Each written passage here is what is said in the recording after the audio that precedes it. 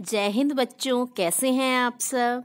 आज हम कक्षा 8 के विज्ञान को पढ़ेंगे। विज्ञान के जो पाठ 6 तक हम पढ़ चुके हैं और आज हम पाठ 7 दहन और ज्वाला को पढ़ेंगे।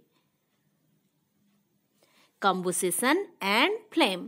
तो दहन जो शब्द है या फिर ज्वाला शब्द है, थोड़ा आपको अलग लग रहा होगा, लेकिन दहन और ज्वाला आपके दैनिक जीवन से जुड़ा हुआ है। तो कभी कभी आपकी माँ को खाना बनाते हुए जरूर देखे होंगे। तो वो खाना बनाने के लिए लकड़ियों को जलाने का प्रयोग करती है जलावन के लिए, या फिर कोयले को जलाती है, या फिर गैस में खाना बनाती है। तो इस तरह से आप जलते हुए चीजों को जरूर देखे होंगे। तो कोयला में जो दहन होता है, लकड़ी में होता है, या फिर आपने कभी कभी पावर कट हो जाता है तो मोमबत्ती जलाया होगा। तो ये जो सारे चीजें हैं, मोमबत्ती का जलना, कोयले का जलना, लकड़ी का जलना, या फिर कभी कभी आप बच्चे बदमाशी करते हुए क्या करते हैं, कागज को भी जला देते हैं। तो या फिर अगरबत्ती जलाने के लिए माचिस को जलाते हैं। तो ये जो सारे चीजें हैं, तो ये जो जलने की क्रिया है, इसी को दहन कहते हैं। तो ये जो दहन है, ये जो जलने की क्रिया है, तो ये क्या है, एक रासायनिक परिवर्तन है। तो रासायनिक परिवर्तन कैसे है, तो इसमें जब जलने के लिए देखिएगा आप कि उसके लिए जो दहन के लिए ऑक्सीजन गैस की आवश्यकता होती है। तो ऑक्सीजन शब्द से आप परिचित हैं। जो हम ऑक्सीजन जो है श्वसन क्रिया में हम अपने नाक से लेते हैं, तो यही है ऑक्सीजन। तो ऑक्सीजन का जो अभिक्रिया होता है, उसके द्वारा जो ऊष्मा प्राप्त होता है, तो ये जो प्रक्रिया होता है, ये एक रासायनिक प्रक्रिया है और इसी प्रक्रिया को कहते हैं दहन। ठीक है, तो आप समझ गए दहन। तो जो भी जलने की क्रिया होती है, आग जो लगता है, आग लगाना की क्रिया होती, तो बहुत सारे बच्चे आग लगाने में एक्सपर्ट होंगे, क्या है ना। तो आग लगाने में मतलब मोमबत्ती को जलाने में, माचिस को जलाने में, तो ये जो प्रक्रिया आप करते हैं, ये भी एक रासायनिक प्रक्रिया है और ये प्रक्रिया क्या कहलाता है, दहन कहलाता है। तो अब देखते हैं कि दहनशील पदार्थ क्या है। तो इसको करने के लिए हम एक प्रैक्टिकल करेंगे। तो ये आप ज्यादातर बच्चे आप बोलने से भी समझ जाएंगे, लेकिन हम इसको करके देखते हैं। तो ये प्रैक्टिकल आप अपने घर में भी कर सकते हैं। तो इसके लिए आप क्या कीजिएगा, तो पहले आपसे ये प्रश्न है कि आप सारे चीजों को जला सकते हैं। जैसे आपकी माँ कोयले में खाना बनाती है, लकड़ी में, गैस में खाना बनाती, तो क्या आप सारी चीजों को जला सकते हैं। तो यदि आप पत्थर का टुकड़ा लेंगे या फिर शीशे का टुकड़ा लेंगे, तो क्या शीशे को या फिर पत्थर को आप जला सकते हैं, या फिर लोहे का टुकड़ा, लोहे के कील को जला सकते हैं। तो ये सारी चीजों को शायद आप नहीं जला सकते। तो ये सारी चीजों को हम प्रैक्टिकली देखेंगे, क्योंकि हम विज्ञान पढ़ रहे हैं और विज्ञान में तो प्रैक्टिकल जब करेंगे तभी वो प्रमाणित होगा। तो चलिए एक प्रैक्टिकल करते हैं। तो इसमें क्या करेंगे, एक माचिस का तीली लेंगे, कागज लेंगे, पत्थर का टुकड़ा लेंगे, तेल लेंगे और लोहे का कील लेंगे, जिससे आप दीवार में किसी चीज को टांगने के लिए प्रयोग करते हैं, तो वो लोहे का कील लेंगे, शीशा लेंगे, कांच लेंगे और लकड़ी का टुकड़ा भी लेंगे। और अब क्या करेंगे, इसको जलाएंगे और देखेंगे कि कौन सा जलता है और कौन सा नहीं जलता है। तो जो वस्तु जल जाएगी वो हो जाएगा दहनशील, और जो नहीं जलेगी वो हो गया अदहनशील। तो ये सारी चीजें आपके घर में भी मिल जाएंगे, कागज, पत्थर, माचिस का तीली, शीशा, लकड़ी। तो आप भी इसको जलाकर देख सकते हैं, लेकिन सावधानी से। अब एक टेबल है, इसमें है सारे जो चीज आपने लिए हैं उसके नाम आप तालिका में लिख लेंगे। तो जरूरी नहीं कि यही चीज लेना है, आप दूसरे भी कुछ चीजों को इसमें जोड़ सकते हैं और इस तरह का टेबल बनाएंगे, पदार्थ, ज्वलनशील और अदहनशील। ठीक है, एक दहनशील पदार्थ और एक अदहनशील, इस तरह से टेबल बना लेंगे। अब यहाँ तालिका में पदार्थों के नाम लिखेंगे और एक एक को जला के देखेंगे। पहले लकड़ी को जलाएंगे, तो लकड़ी क्या जलेगा या नहीं जलेगा। तो लकड़ी क्या है, जल जाता है। तो इसको क्या करेंगे, इसको दहनशील में रखेंगे। तो यहाँ दहनशील में टिक करेंगे। अब माचिस का तीली लेंगे और इसको जलाकर देखेंगे। तो माचिस तो ऐसे भी जलाने में उपयोग होता है, तो सभी बच्चे जानते हैं। लेकिन आप इसको करके भी देख सकते हैं। अब लोहे का कील लेंगे और उसको जलाएंगे, तो इन सब चीजों को किससे जलाएंगे? माचिस की सहायता से जला सकते हैं, लाइटर की सहायता से जला सकते हैं। तो लोहे का कील को जलाएंगे तो वो नहीं जलेगा, तो क्या हो जाएगा? अदहनशील। अब आप कांच के किसी टुकड़े को जलाने का कोशिश करेंगे, तो कांच क्या जलता है? नहीं जल पाता है, तो ये भी अदहनशील। अब तेल को जलाएंगे, तो तेल को जलाएंगे तो ये जलता है, तो ये जलता है, तो ये हो गया दहनशील। तो इस तरह से आप इसमें बाकी चीजों को जोड़कर अपना प्रैक्टिकल कर सकते हैं। तो ये हो गया आपका दहन का उदाहरण। और इसमें दो तरह के दहन होते हैं, एक दहनशील होते हैं कुछ पदार्थ, और कुछ पदार्थ क्या होते हैं? अदहनशील। तो जो पदार्थ जलकर ऊष्मा और प्रकाश देते हैं उन्हें दहनशील या दाह्य पदार्थ कहते हैं। जैसे हम माचिस की तीली को जलाएंगे तो इससे क्या होगा? ऊष्मा निकलेगा, मतलब ताप। ऊष्मा मतलब क्या? थोड़ा गर्मी, और प्रकाश भी निकलेगा, अलाइट निकलेगा। तो ये क्या हो गया? दहनशील पदार्थ। और इन्हें ईंधन भी कहा जाता है। जैसे लकड़ी, तेल इत्यादि, ये क्या है? ईंधन है। ईंधन मतलब क्या? जिसका उपयोग हम ऊष्मा प्राप्त करने के लिए करते हैं या फिर ताप प्राप्त करने के लिए। और साधारणतः ये कह सकते हैं कि हम अपने भोजन तैयार करने के लिए, पानी गर्म करने के लिए जिसका प्रयोग करते हैं, ताप करने के लिए, ताप बढ़ाने के लिए, वे सारे पदार्थ क्या है? ईंधन है। जैसे लकड़ी, तेल इत्यादि। ठीक है। और जो पदार्थ नहीं जलते हैं उन्हें कहते हैं अदहनशील पदार्थ या अदाह्य कहते हैं। तो हमने टेबल में क्या क्या देखा? कौन से पदार्थ नहीं जले? जैसे कांच, लोहे का कील, पत्थर का टुकड़ा, ये सारे क्या है? नहीं जले। तो ये जो कांच है, कील है, ये क्या है? अदहनशील पदार्थ या अदाह्य पदार्थ है। तो आशा करती हूँ आप इस दोनों चीज समझ गए होंगे। जो पदार्थ जल सकता है वो हो गया दहनशील, और जो नहीं जल सकता है वो अदहनशील। और जो दहनशील पदार्थ हैं वे क्या है? ईंधन है, जिससे आपकी माँ खाना बना सकती है। ठीक है। अब दहन में वायु का क्या महत्व है? तो इससे पहले हमने पढ़ा कि एक जो दहन है ये रासायनिक प्रक्रिया है, और इसमें ऑक्सीजन का प्रयोग होता है। तो ऑक्सीजन क्या है? वायु है। तो दहन में तो ऑक्सीजन चाहिए ही। तो दहन में वायु का क्या महत्व है? तो इसको भी हम एक प्रैक्टिकल करके देख लेते हैं। तो इस प्रैक्टिकल को कैसे करेंगे? एक मोमबत्ती को जलाएंगे और उसको टेबल में रख देंगे। कहीं भी रख सकते हैं आप, टेबल में ही नहीं, आप दूसरी जगह भी रख सकते हैं। अब क्या करेंगे कि कांच की एक चिमनी लेंगे और उसको उसके ऊपर रख देंगे। और ये रहा आपका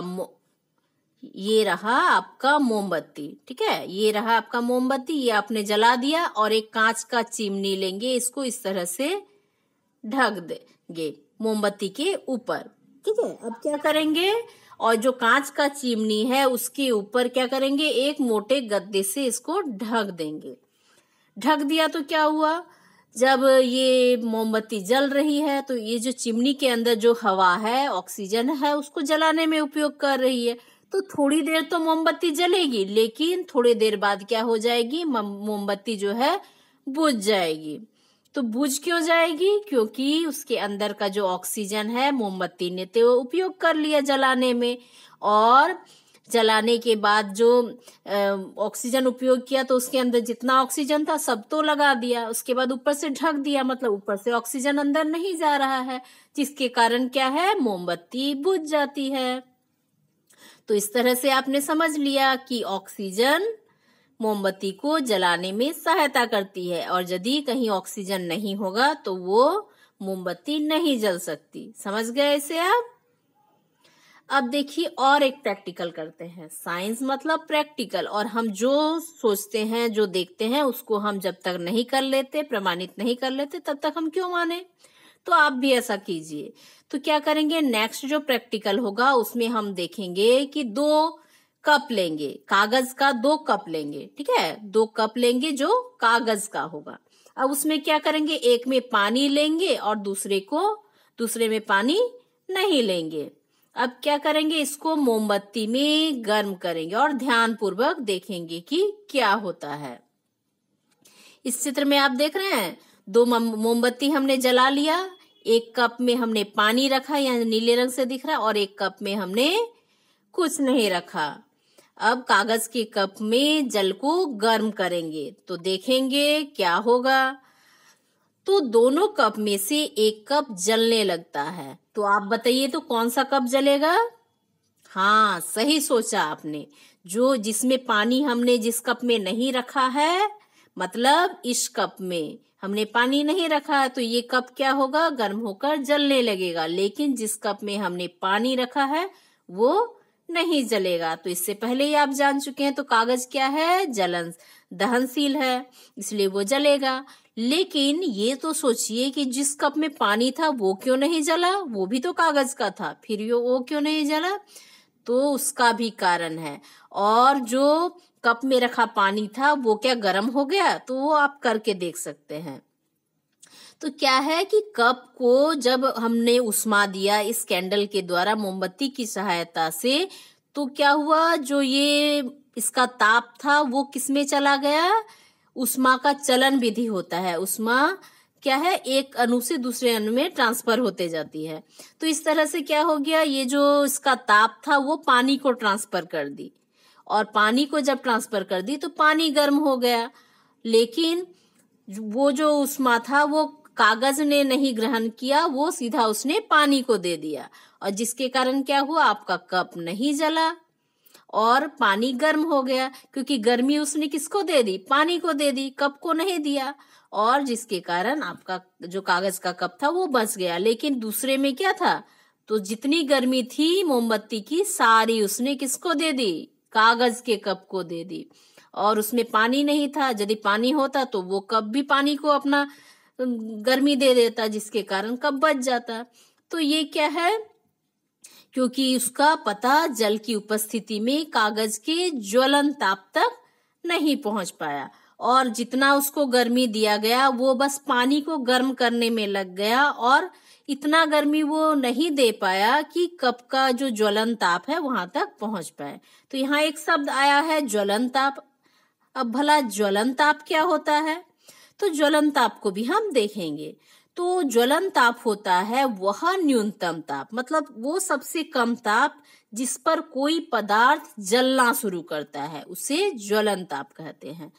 तो जो कागज था उसने अपना सारा जो हीट था, जो उसको मोमबत्ती से मिला था, उसको ट्रांसफर कर दिया पानी को, इसलिए उसको इतना हीट नहीं मिल सका, उसका न्यूनतम ताप उसको नहीं मिल सका, जिसके कारण कप जलने से बच गया, क्योंकि उसको उसका जो ज्वलन ताप था वो नहीं मिला, और उसने पानी को दे दिया और कप जलने से बच गया। तो ये समझ गए आपकी जो न्यूनतम ताप है जिस पर कोई पदार्थ जलना शुरू करता है वही होता है ज्वलन ताप। ठीक है। तो जब हम किसी चीज को गर्म करते हैं तो वो तब तक नहीं जलेगा जब उसका ताप ज्वलन ताप के बराबर नहीं हो जाता है। तो वह रासायनिक प्रक्रम जिसमें वायु ऑक्सीजन से अभिक्रिया कर ऊष्मा और प्रकाश देता है उसे दहन कहते हैं। तो ये हो गया उसका परिभाषा। ठीक है। तो किसी वस्तु को, बस कोई भी वस्तु यदि वायु के जो ऑक्सीजन है उसके साथ अभिक्रिया करेगा, रिएक्शन करेगा, तो वो ऊष्मा उत्पन्न करेगा, ताप उत्पन्न करेगा और प्रकाश उत्पन्न करेगा, मतलब लाइट उत्पन्न करेगा, और जिससे ये जो प्रक्रिया है इसको कहते हैं दहन। तो इस प्रकार आप देख सकते हैं कि दहन 3 परिस्थितियां आवश्यक है दहन के लिए। पहला क्या चाहिए? कोई भी वस्तु तभी जल सकेगी जब वो ज्वलनशील पदार्थ होगा। क्योंकि जैसे हम यदि पत्थर का कोई टुकड़ा लेंगे और उसको जलाएंगे तो क्या वो जल सकेगा? नहीं जल सकेगा, क्योंकि वो अदहनशील पदार्थ है। इसलिए जलने के लिए, दहन के लिए पहला शर्त क्या है? कि वो दहनशील पदार्थ हो। अब दूसरा शर्त क्या है? हमने जो मोमबत्ती को चिमनी में डालकर देखा कि ऑक्सीजन जब खत्म हो गया तो दहन भी खत्म हो गया। तो दूसरा शर्त है कि वायु चाहिए, ऑक्सीजन चाहिए। अब तीसरा शर्त क्या है? कि ज्वलन ताप चाहिए। जिस ताप पर वो जल सकता है उतना ताप देना होगा, तब जाकर दहन होगा। ठीक है। अब तो ये 3 चीज याद करेंगे, बस ये नहीं सोच लेंगे कि हर चीज जलेगी, हर चीज नहीं जलेगी। जो दहनशील पदार्थ होगा वही जलेगा, और जहां ऑक्सीजन होगा वहीं आपका दहन होगा। और जब तक आप जो वस्तु है उसकी ज्वलन ताप के समान ऊष्मा नहीं देंगे, ताप नहीं देंगे, तब तक वो नहीं जलेगा। तो अगर ये 3 परिस्थिति ना मिले तो वस्तु नहीं जल सकती है। अब देखते हैं दहन के प्रकार। तो पहला हमको एक एक्टिविटी है, तो उसमें क्या है कि कागज लेंगे, सूखा पत्ता लेंगे, केरासिन तेल लेंगे और लकड़ी पेट्रोल को माचिस से आग लगाकर दिखाएंगे। तो ये सभी जो है पदार्थ हैं वो जलने का समय एक ही होता है। ऐसा है क्या कि सारे पदार्थ एक ही समय में जल जाते हैं? तो कुछ पदार्थ जल्दी जल जाते हैं, कुछ को समय लगता है। तो ये किस कारण से होता है? ज्वलन ताप के कारण। ठीक है, आप समझ गए। अब देखिए कि कुछ पदार्थों में आग जल्द पकड़ लेता है और कुछ पदार्थों को समय लगता है। और जिस पदार्थ में जल्दी आग लग जाता है उसका जो ज्वलन ताप होता है वो कम होता है। जैसे इन पदार्थों में किसमें जल्दी आग लग जाएगा? हाँ, कागज में। तो इसमें देर से आग लगता है, उसका ज्वलन ताप अधिक होता है। तो ये क्रियाकलाप से आप जान सकते हैं कि किसी वस्तु को जलने के लिए एक न्यूनतम ताप आवश्यक है, जो आपने ऊपर देखा, और उसके साथ ही वायु की उपस्थिति भी आवश्यक है किसी पदार्थ को जलने के लिए। तो देखिए, आप तो देखे ही होंगे कागज को जलाते हुए, बच्चे अक्सर ऐसा करते हैं। तो जैसे ही आप कागज पर माचिस जलाकर डालते हैं तुरंत कागज जलने लगता है। ये जल रहा है ना कागज, और इसमें क्या है? आग की लपटें निकल रही है ना? तो ये जैसे लपटें निकल, लेकिन ये लपटें क्या सभी चीजों के दहन में निकलती है? नहीं निकलती है ना? तो ये जो श्वसन भी क्या है, हमारा जो श्वसन तंत्र है जिसमें हम ऑक्सीजन ग्रहण करते हैं और कार्बन डाइऑक्साइड छोड़ते हैं, तो ये भी क्या है? एक दहन का प्रक्रिया है। तो जिसमें शरीर के ताप पर ही भोजन के दहन द्वारा सांस में हम ऑक्सीजन लेते हैं, और वो जो दहन की क्रिया होती है इस ऑक्सीजन के द्वारा होती है और हमको ऊर्जा प्राप्त होती है। तो वो कैसे होता है? हम जो भोजन लेते हैं वो ऑक्सीजन के साथ क्रिया करता है, उसके बाद कार्बन डाइऑक्साइड गैस बनाता है, जल बनाता है और ऊर्जा बनाता है। इसीलिए हम जब भोजन ग्रहण करते हैं उससे हमको एनर्जी मिलती है ही ना? अब देखिए, दहन भी बहुत तरह के होते हैं। कुछ होते हैं तीव्र दहन, स्वतः दहन और विस्फोट। ठीक है, तो जब पर्व दिवाली का त्योहार होता है या फिर कोई भी पर्व में हम जब फटाके फोड़ते हैं, तो फटाकों को जलाने में और लकड़ी के जलाने में क्या अंतर है? आपने क्या अंतर देखा है? तो पदार्थों के तेजी से जलने को, यदि कोई पदार्थ तेजी से जल जाता है उसे कहते हैं तीव्र दहन। जैसे गैस का दहन, गैस में जब लाइटर दे के हम गैस के चूल्हे को जलाते हैं तो तुरंत जल जाता है, तो ये हो गया तीव्र दहन। या फिर पेट्रोल या डीजल का जो दहन होता है, ये क्या होता है? आपका तीव्र दहन का उदाहरण है, तेजी से जलने लगता है पेट्रोल, डीजल या फिर गैस। अब जो पदार्थ अचानक अधिक गर्मी, रोशनी और आवाज के साथ जलते हैं उसे विस्फोट कहते हैं। जैसे आपका जो दिवाली का फटाका होता है वो क्या है? अचानक से एकदम तेजी से जलते हैं और अचानक से गर्मी निकलता है और रोशनी भी और आवाज भी निकलता है, तो ये हो गया आपका विस्फोट। तो अंतर कर पा रहे हैं कि ये हो गया तीव्र दहन, मतलब जो तुरंत आग पकड़ ले वो हो गया तीव्र दहन, और जब फटाके की आवाज के साथ जले, रोशनी निकले, चिंगारी निकले, ये हो गया विस्फोट। जैसे आपका फटाका फोड़ने का है। तो ये समझ गए, तीव्र दहन हो गया और विस्फोट भी समझ गए। और कुछ पदार्थ क्या है? स्वयं बिना गर्म किए ही कमरे के ताप में ही जलने लगते हैं। तो कभी कभी हमको कुछ पदार्थों को जलाने की आवश्यकता नहीं होती, उसको नॉर्मल टेम्परेचर में रूम के अंदर रखा हुआ है और वे अचानक से जलने लगते हैं। तो ये क्या हो गया? स्वतः दहन का उदाहरण है, मतलब अपने आप जलने लगता है। जैसे फास्फोरस का दहन। तो जब हम फास्फोरस को रूम में ही रख देंगे और रूम का तापमान यदि बढ़ जाता है तो वो अपने आप क्या होता है, उसमें आग पकड़ लेता है। तो ये हो गया स्वतः दहन। तो 3 तरह से दहन हो गया, तीव्र दहन, विस्फोट और स्वतः दहन। आग पर नियंत्रण। अब आग भी एक बड़ी समस्या है। तो आपने आग लगाना तो आसान है, लेकिन इस पर कंट्रोल करना भी मुश्किल है। तो ऐसा बहुत सारा घटना आप अपने आसपास सुने होंगे कि किसी को खाना बनाते हुए आग लग गया, या फिर किसी ने माचिस जला दिया था और दिया लगा दिया था तो दिए के आग से जल गए। तो इस तरह का बहुत सारा जलने का घटना आप सुने होंगे।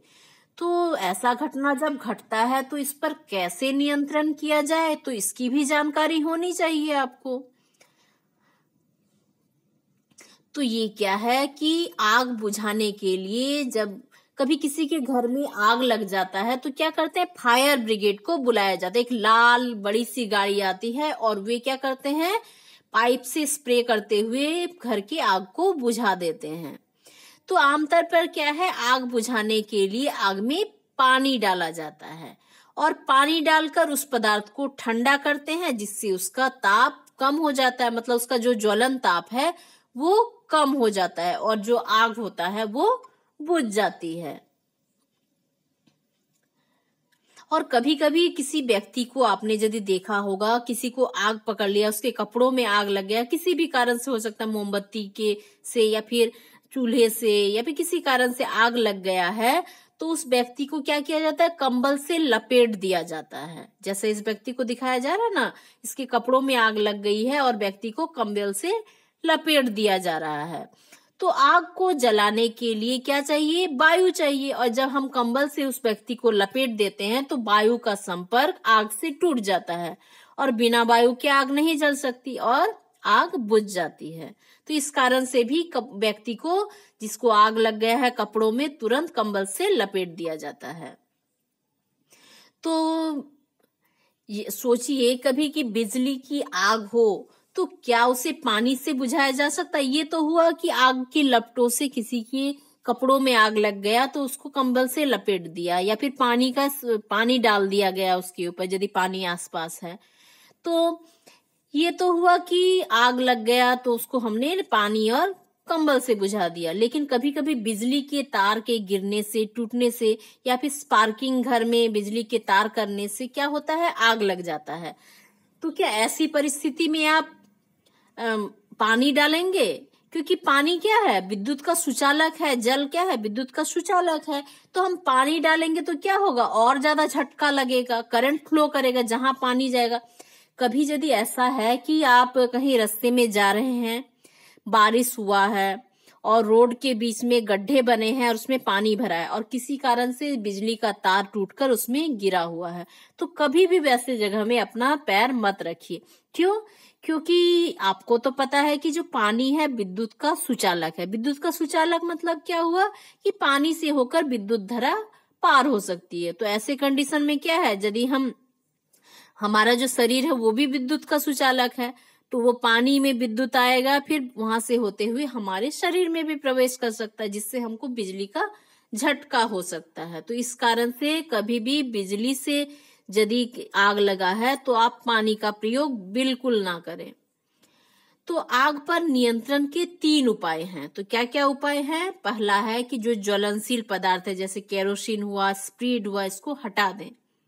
दूसरा है कि ज्वलन ताप को कम करना। तो ज्वलन ताप को कम करने के लिए जो उपाय कर सकते हैं वो कर सकते हैं। अब तीसरा है वायु के संपर्क को तोड़ना। तो जो हवा का संपर्क है, जैसे उस व्यक्ति को कंबल से लपेट देना, मतलब उसको हवा के संपर्क से उसको हटा दिया गया। तो ये 3 उपाय द्वारा आग को लगने से नियंत्रित किया जा सकता है।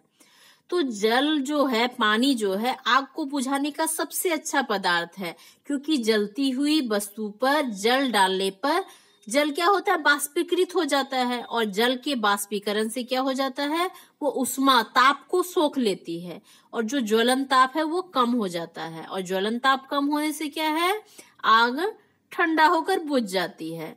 लेकिन यदि तेल और बिजली से आग लगी है तो आप पानी का छिड़काव उसमें बिल्कुल ना कीजिए और पानी से आग बुझाने की कोशिश बिल्कुल नहीं कीजिए, क्योंकि तेल क्या है, अधिक ज्वलनशील पदार्थ है।